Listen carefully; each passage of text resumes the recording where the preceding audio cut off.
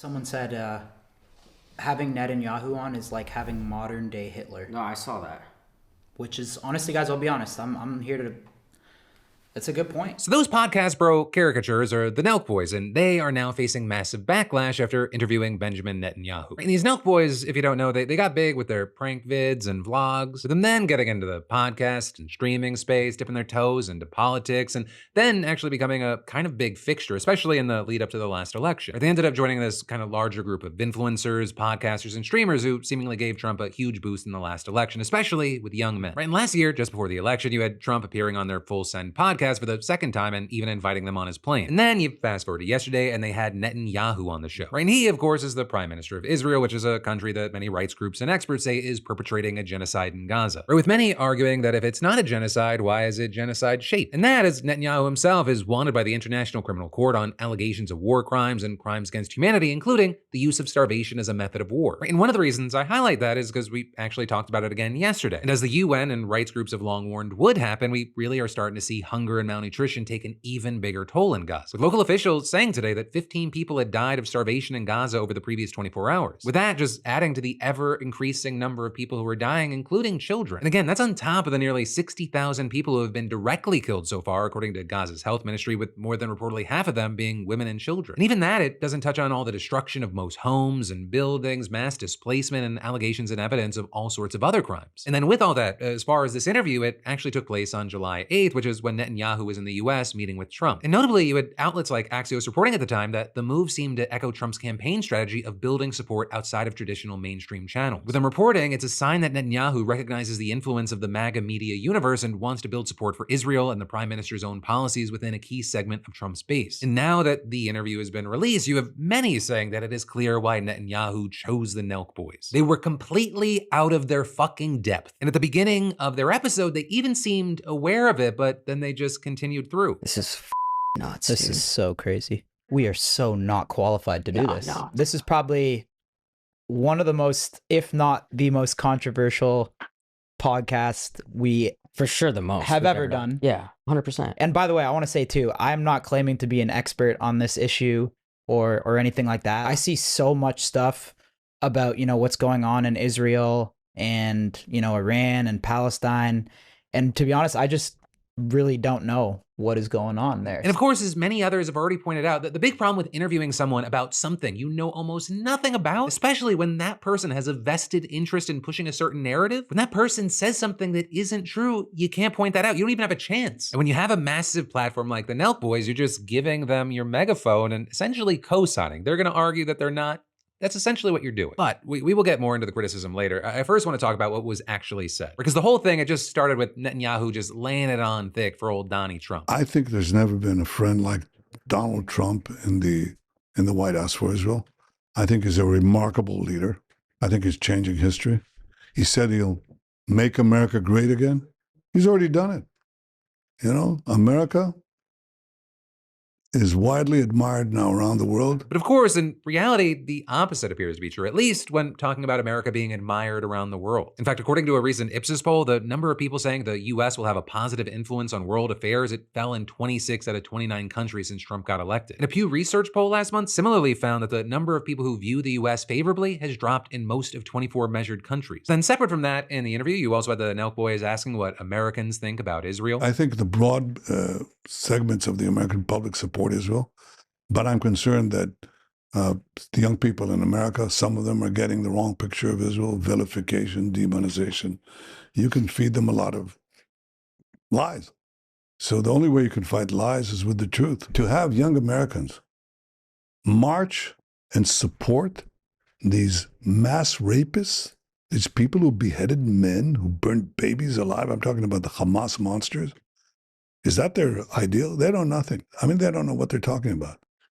And I want to bring that truth to them. But then notably they're like, at least just with what he's saying there, it wasn't exactly the truth. Right? Because for sure, Hamas massacred hundreds of civilians on October 7th and took 251 people hostage. And investigations by the ICC, rights groups, and media outlets, they have all uncovered evidence of war crimes and atrocities, including rape and sexual violence. However, those claims about beheading or burning babies, they've been discredited. And that is, on the flip side, you have investigators uncovering evidence of war crimes and atrocities committed by Israel, and those include rape and sexual violence. And overall, Israel's alleged crimes crimes have taken place on a much bigger scale in terms of total casualty numbers. And you actually did have the NELK Boys asking Netanyahu about that, though he said this. The reason we have civilian casualties in Gaza is because Hamas embeds itself in the civilian population of Gaza. We tell the Palestinians, hey, leave, because after they butchered us and raped our women and beheaded our men and burned our babies, we have to remove this threat.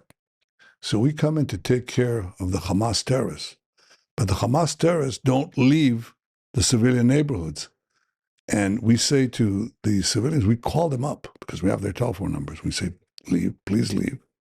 We send them leaflets, millions of leaflets, please leave. We do everything that is possible that no army has done. They want to leave. You know what Hamas does?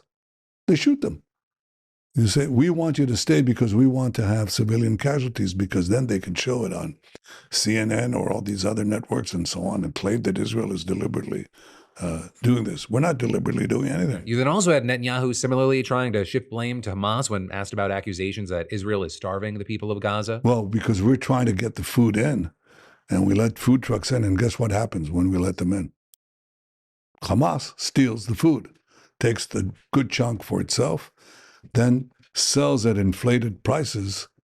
They jack up the prices, and then they sell the food to its population, to its hungry population, if they give them at all, and then use the money that they take from their own people to recruit more killers into their terror machine. That's what happens. Except that's not what happens, or at least Israel, for some reason, hasn't provided proof that Hamas has systematically stolen aid. In the UN, the European Commission, and major international aid organizations have all said they also have no evidence that this is happening. And then, of course, something that we've talked about several times now, it's not been looting, but Israeli bullets that have stopped hundreds of Palestinians from getting aid over the past few months, right? Ever since the implementation of a new aid system run by the US and Israeli-backed Gaza Humanitarian Foundation. And actually, speaking of the US and Israel working together, you had Netanyahu in the interview reiterating his support for relocating people out of Gaza, with him saying that they should have the, quote, freedom of choice to do that. Of course, you have experts saying it really wouldn't be a choice at all. It would likely amount to being a forced population transfer that would be considered a crime against humanity. And then with all that, you had Netanyahu in the interview getting back on topic of support for Palestine in the US, with him equating it to support for Hamas, but then also calling it anti-American. I come here and I see these protests.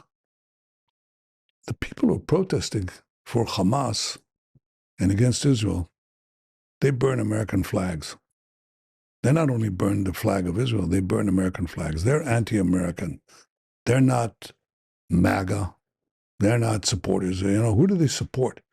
You know who they support?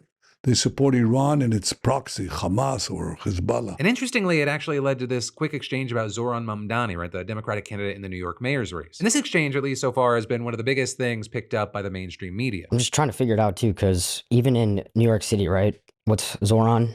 Yeah. He's an anti-Semitic guy. Yeah. I think the highest population of Jews in New York City. How's that even possible? Well, it's possible because a lot of people have been taken in by this nonsense. I mean, what? You want to defund the police? You want to have people go into stores and, rob them and be free? You think that really creates a good society? You want to crush all enterprise? You want to tax people to death?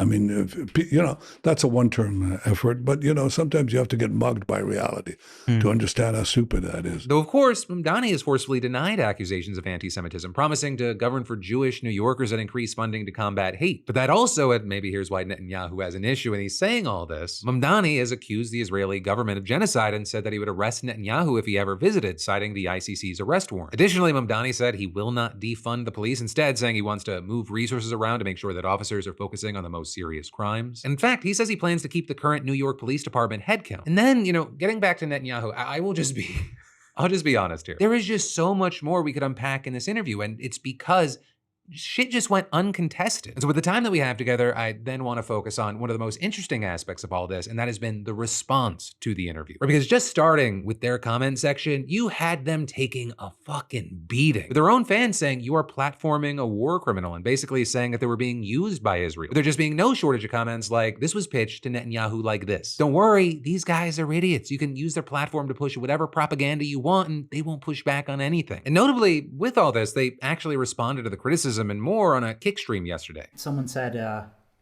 having Netanyahu on is like having modern day Hitler. No, I saw that. which is honestly, guys, I'll be honest. I'm here to. That's a good point. I like. We're here to learn, to be honest, guys. And while they're interacting with the chat, they also had like a whole cast of characters coming in to talk to them and criticize them. In there, you had people saying that Netanyahu was just using them for public relations, saying this was an obvious attempt to get young conservative frat guys, the kind of guys in the masculine manosphere type streaming space in the pocket of Israel. They're saying it comes across like they're doing image rehabilitation for him. And numerous people saying that he was interested and picked them because unlike a hard interview with a journalist, they're not going to push back. Right? Arguably the biggest or maybe only pushback really that was there was when they were talking about McDonald's versus Burger King. There was also this weird disturbing moment that happened when other commentator Hassan Piker went on, because a big defense that the NELK Boys had for themselves is, we try to just get a big name on and be neutral. And then with that in mind, we had this interaction play out. What about Adolf Hitler? I think we'd always kind of play the neutral role, to be honest, and just You would play a neutral role interviewing Adolf Hitler. I don't think that's the case. And then later regarding the platforming of, I guess, an Adolf Hitler type or people being described as neo-Nazis, we saw this. The reason why I would still choose not to platform neo-Nazis and things of that nature, regardless of how equipped I am at talking to them about these issues and being able to push back adequately, is because a lot of these guys are simply looking for any opportunity to get their message to a broader audience. They don't actually care about the truth. They don't actually care about coming across like good or bad. They just want to be heard, because every single time they go in front of a larger audience, they end up winning over some people in the margins to their side. But ultimately, that's where we are right now. We're gonna have to wait to see what happens next, especially because the NELK Boys said that they're going to now have someone on, I guess, next week that has the opposite point of view as Netanyahu. And so I'm very interested to see what they think that is, like where that lands between a displaced, starving Palestinian child and like the leader of Hamas, or I don't know. But hey, in the meantime, I'd love to know your thoughts, opinions, and reactions to this whole situation and news.